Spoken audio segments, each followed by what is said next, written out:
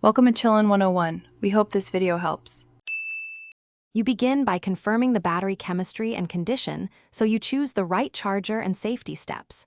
Once done, measure voltage with a meter and note the expected range. This tells you if charging is safe. Make sure terminals are clean and connectors are snug to prevent sparks and resistance. Start charging at the recommended rate for the chemistry, slower for long life, faster only when specified. Pay attention to temperature. A cool battery charges more efficiently and safely.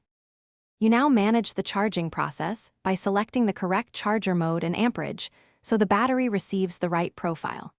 As it charges, monitor voltage and temperature regularly because a rising voltage with excess heat signals nearing full charge or a problem.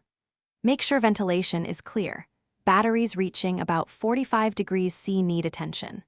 Once the charger indicates absorption or termination, reduce current or switch to maintenance mode to prevent overcharge and extend cycle life. You finish by terminating the charge through the charger's cutoff or by switching to float mode, then disconnect the battery using insulated tools to avoid shorting.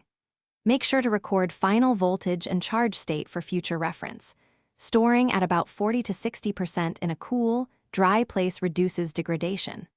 If the battery won't accept or hold charge, first check charger output and cable continuity. If those are fine, suspect internal cell failure and consider professional testing or safe recycling.